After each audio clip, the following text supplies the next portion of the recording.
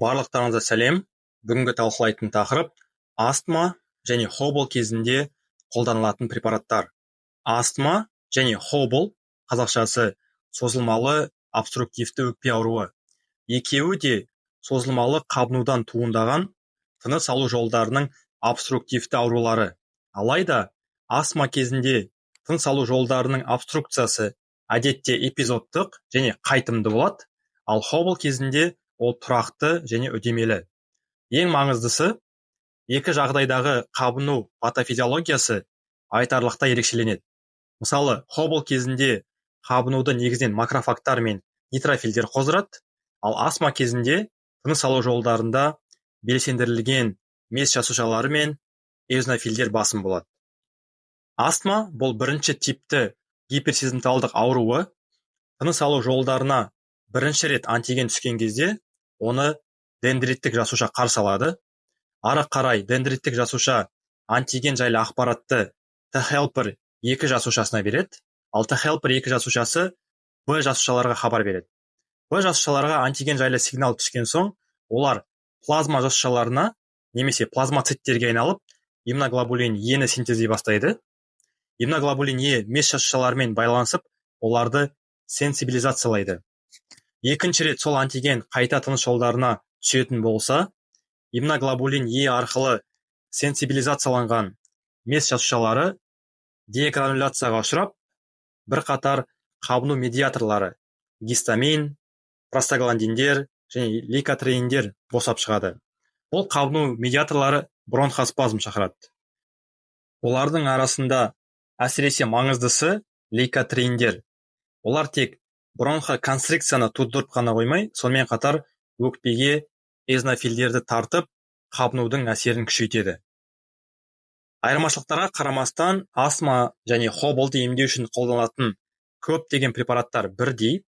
Оларға тыныс алу жолдарын кеңейту үшін қолданылатын ингаляциялық бронходилататорлар және қабынуды бақылау үшін қолданылатын ингаляциялық кортикостероидтар жатады. Бронходилататорлар қысқа әсер ететін немесе ұзақ әсер ететін деп екіге бөлінеді. Қысқа әсер ететін препараттар жедел бронхоспазм ұстамаларын жою үшін жедел көмек ретінде қолданылады, ал ұзақ әсер ететін препараттар ауруды ұзақ мерзімді бақылау үшін қолданылады. Ингаляциялық кортикостероидтар астманың ұзақ мерзімді емінде бірінші қатарлы терапия болып табылады. Ал ұзақ әсер ететін бронходилататорлар орташа ауыр хобл емінде бірінші қатарлы емдеу әдісі ретінде қолданылады. Ауыр хоблмен ауыратын науқастарға әдетте бронходилататорлар мен кортикостероидтар екеуі де тағайындалады. Ингаляциялық бронходилататорлар өкпедегі автономды жүйке жүйесінің әсерін модуляциялау арқылы әсер етеді. Олар не симпатикалық жүйені ынталандырады, бұл тыныс алу көлемін арттырады және бронхтарды кеңейтеді. Немесе тыныс алу жолына кері әсер ететін парасимпатикалық жауапты басады. Осыған байланысты ингаляциялық бронходилататорлардың екі класы бар. Бірінші класс бета-2 агонистер. Бұлар бета-2 аденергиялық рецепторларды белсендіреді, симпатикалық жүйені ынталандырады. Симпатикалық белсену циклдік АМФ өндірісін арттырады. Бұл өз кезегінде тыныс алу жолдарының тегіс бұлшықеттерін босаңсытады. Бұл препараттар бета-2 аденергиялық рецепторларға жоғары селективтілікке ие. Ал бета-2 рецепторлар негізінен өкпеде бронхтарда орналасқан. Бета-2 агонистер қысқа әсер ететін, ұзақ әсер ететін немесе өте ұзақ әсер ететін деп бөлінеді. Келесі топ М-холиноблокаторлар тыныс алу жолдарының тегіс бұлшықеттері мен шырышты бездеріндегі мускариндік рецепторларға байланысып, оларды блоктайды, парасимпатикалық жүйенің белсенуіне кедергі жасайды. Осылай бронхтардың тарылуын болдырмайды. Кейбір дәрілер селективті емес, олар барлық мускариндік рецепторларға байланысады, ал кейбіреулері тегіс бұлшықеттерде орналасқан М3 қосалқы типіне көбірек таңдамалы.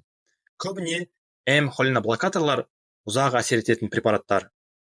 Орташа және ауыр хобл кезінде ұзақ әсер ететін М-холиноблокаторлар мен ұзақ әсер ететін бета-2 агонистердің комбинациясы қолданылады. Себебі бұл екі класс бір-бірінің әсерін күшейтеді.